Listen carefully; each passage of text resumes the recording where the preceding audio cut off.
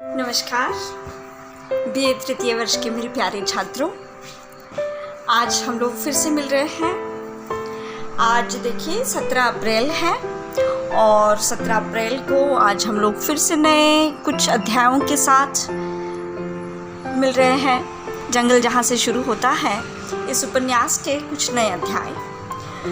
पिछले 5-6 वीडियोस में हम लोगों ने कुल मिलाकर 22 अध्यायों पर बात की थी।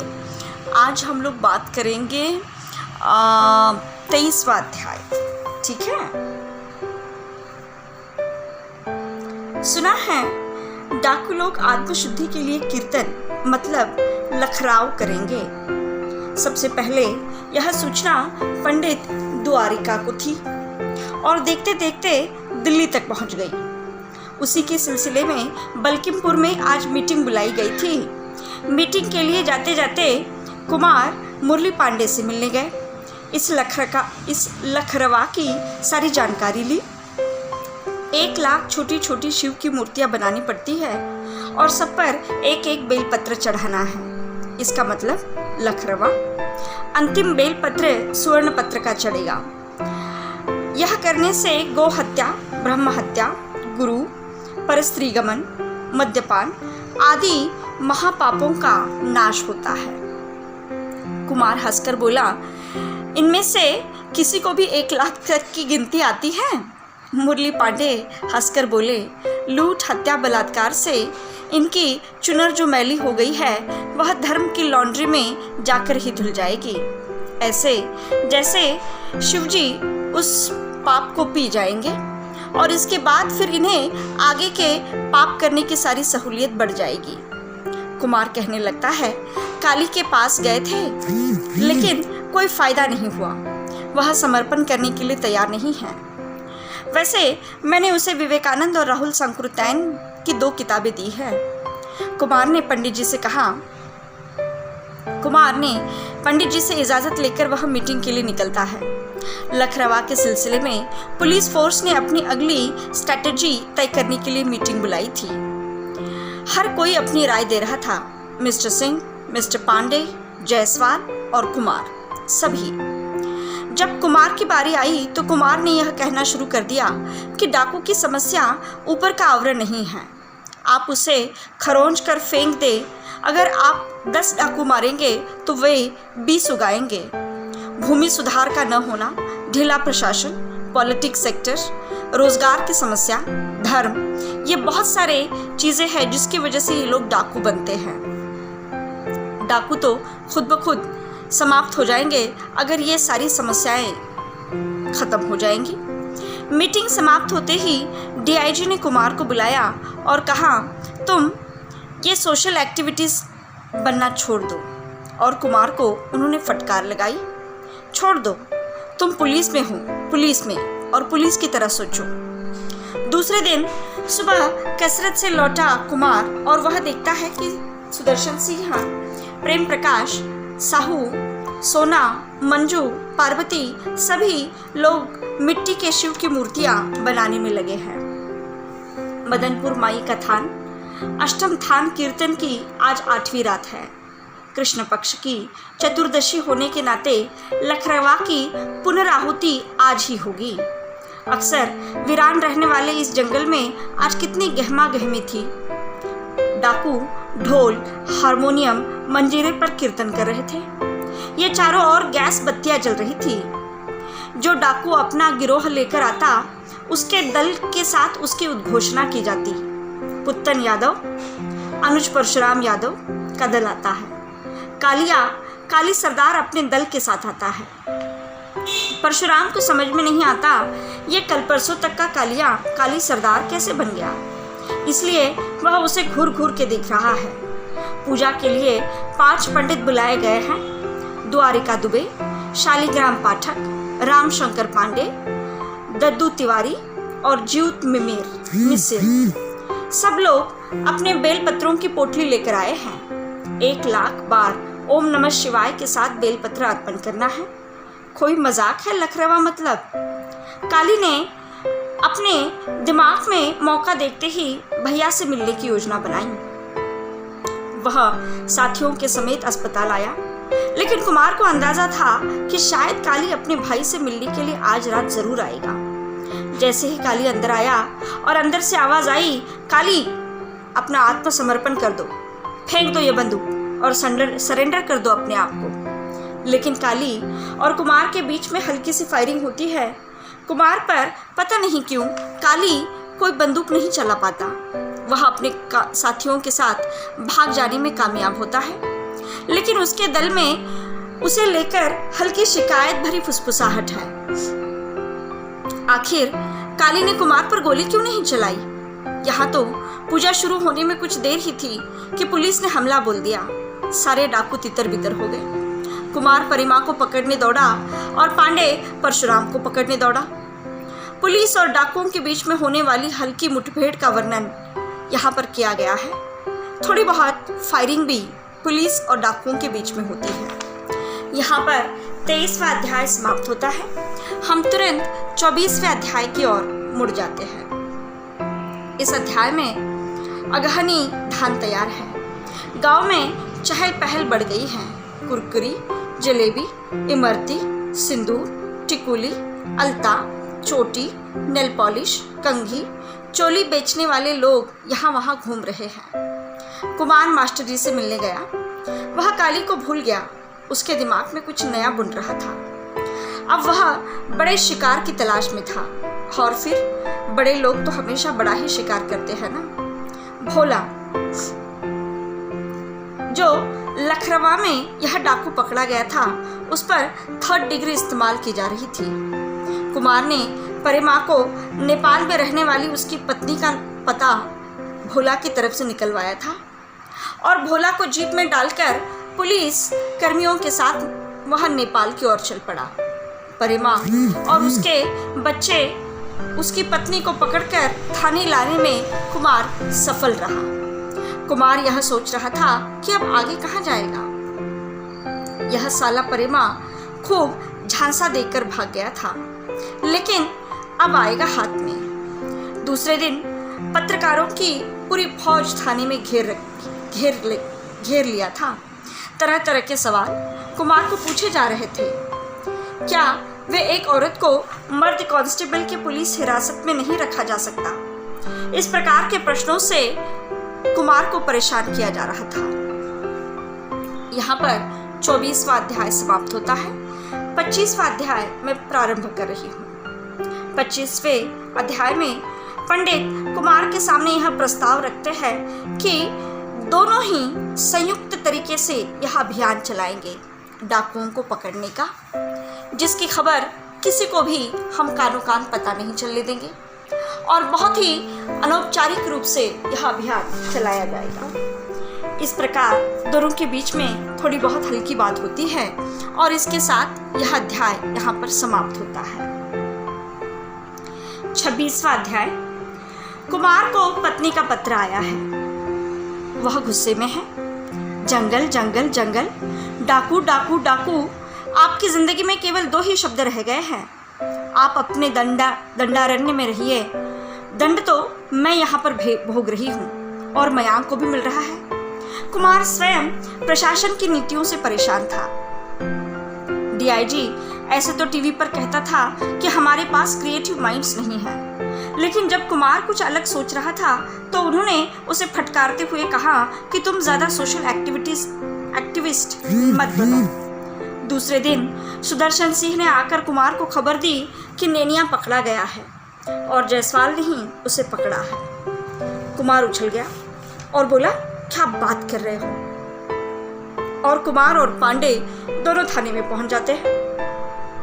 कुमार के आते ही उसने पूछा कि नेनिया ने कुछ उगाला, लेकिन जायसवाल ने कहा नहीं, अब तक तो कुछ नहीं। जायसवाल ने उसके साथ 3rd डिग्री इस्तेमाल की थी।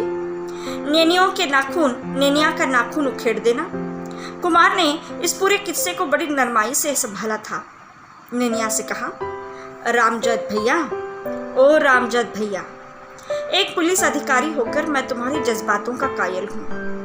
तुम बचोगे या नहीं मुझे तो नहीं पता, मगर एक बहादुर आदमी के रूप में तुम हमेशा याद किए जाओगे। तुम क्या जानते हो, तुम्हारे बाद भी यह खूनी खेल चलता रहेगा। वे हथियार पुलिस को नहीं बताओगे तो वो किसी और के हाथ में लगेंगे। वह जरूरी नहीं कि तुम्हारे जैसा ही वह साफ पाक हो। नेनिया तो पहले सुअर की तरह घुर्राने लगा।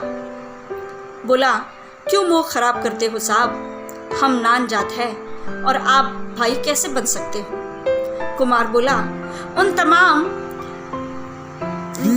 नाइंसाफियों का जवाब तो मैं तुम्हें नहीं दे सकता। हाँ, लेकिन भैया इसलिए कह रहा हूँ कि तुम उम्र से बड़े हो और मैं तुमसे छोटा हूँ। तुम अगर हमारी हल्की सहायता करोगे तो मैं तुम्हें सजा से रियासत करने की कोशिश करूँगा। नेनिया को जीप में बिठाया गया। जायसवाल ने कुमार को एक कोने में लेकर बताया, अरे क्या बताए कुमार बाबू, हमारा तो नुकसान हो गया। ये नेनिया को जब पकड़ा था ना, तब वो उसकी रखेल लक्ष्मी के पास था। तब हमने इसको धर दबोचा। इसकी रखेल गिड़गिड़ाने लगी, डहरी से रुपया, कोठा से रुपया, बक्सा से गहना, तकिए के नीचे से रुपया, ऐसा झाड़ा कि 80,000 रुपया हमारे सामने डाल दिया।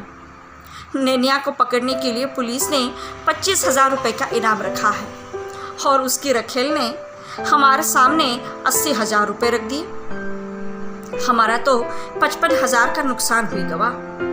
कुमार ने उसकी बात को सुनकर वहीं पर रफा दफा कर दिया और नेनिया को जीप में बिठाकर वह उससे मीठी मीठी बातें करके नेनिया को अपने झांसे में ले रहा था। आखिर राम जतन नेनिया ने पता बताया कि 4 देसी बंदूकें, 2 स्टेगन, 2 राइफल, यह सारा सामान, हथियार पुलिस ने नेनिया के बताने वाली जगह पर से जब्त कर लिए। उसने जाते समय कुमार से कहा, भाई कहाँ हैं? भाई का नाता का लाज रखना। कुमार घर आया। उसका मन बार बार जायसवाल की प्रशंसा से गूंज रहा था। आप कितने अच्छा अभिनेता है सर। भैया कहने पर स्नेह और आदय और विनय जैसे शब्दों में नेनिया फिसल गया और दूसरे दिन ही खबर आई कि नेनिया एनकाउंटर में मारा गया। कुमार पूरी तरह से तटस्थ था और उसने कहा, ये तो होना ही था। अब उसका हैंगओवर कामयाबी के नशे में चूर हो रहा था। यहाँ पर 26वां अध्याय समाप्त होता है। हम लोग 27वां अध्याय प्रारंभ कर रहे हैं। इस अध्याय में रोज कुमार जीप से जाता है। बीच रास्ते में गडरिये के रूप में उसे मोहन मुखबिर मिल जाता है।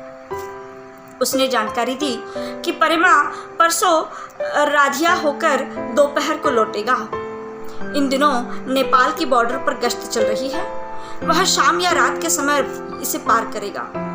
कुमार ने पूछा, परसों ही क्यों?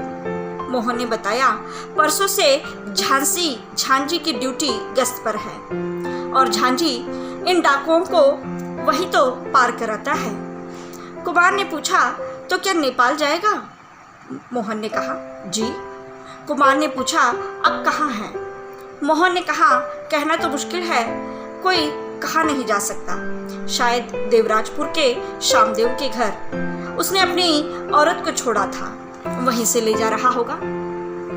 शामदेव उसी के दल में काम किया करता था। कुमार ने पूछा, राधिया दोन के जंगल से गुजरेगा, इसकी क्या गारंटी है? मोहन ने कहा, क्योंकि सबसे निरापद यही रास्ता है ना कुमार बाबू। कुमार ने पूछा, अंदाजन गिरोह में कितने लोग होंगे? मोहन ने कहा, शायद 8-10 लोग होंगे। मोहन ने बताया, नया हथियार मिला है उसको, उसे दूरबीन से देखकर निशाना लगाता है वह। कुमार ने पूछा, कितनी रेंज का होगा? मोहन ने कहा, ये तो मुझे नहीं पता। दूसरे दिन कुमार स्वयं अकेला ही जंगल चला जाता है। फागुन का माह था, सो चारों ओर धुआं, सामने कुछ साफ नजर नहीं आ रहा था। यहाँ पर लेखक ने जंगल की प्राकृतिक सुषमा का बहुत सुंदर वर्णन किया है। कुमार को वहाँ मचान दिखी, वह मचान पर जाकर बैठ जाता है। वहीं पर बाघ आता है और थोड़ी देर बाद एक आदमी हाथों में मशाल लिए और उसके साथ चंद्रदीप सिंहतिया, वे कुमार को ले जाने के लिए आए। ये गुमाश्ता कौन है? कुमार ने पूछा। सर, आप अकेले जंगल में इस तरीके से मत आइएगा, उस गुमाश्ता ने कहा। क्या आपको डर नहीं लगता? यहाँ पर बाघ है, अजगर है, कुछ हो जाएगा आपको, हम आपको ले जाने के लिए आए हैं। और इसी के साथ यह 27वां अध्याय यहाँ पर समाप्त होता है। 28वें अध्याय का मैं प्रारंभ करने जा रही हूँ।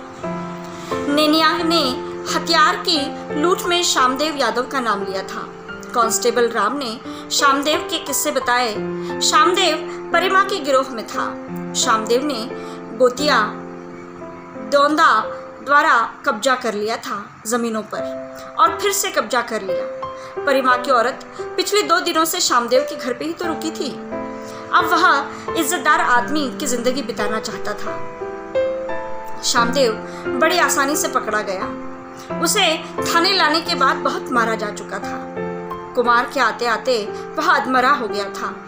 कुमार आया और उसने शामदेव की आंखों में आंखें डालकर कहा, बहुत सी चिट्ठियां मिली है हमें तुम्हारे जंगल सरकार की ओर से। खैर, अब हम सरकारी चिट्ठी लिखेंगे तुम्हारे घर अंत्योष्टि के लिए। आपकी माँ को अपने बेटे की लाश ले जाएं।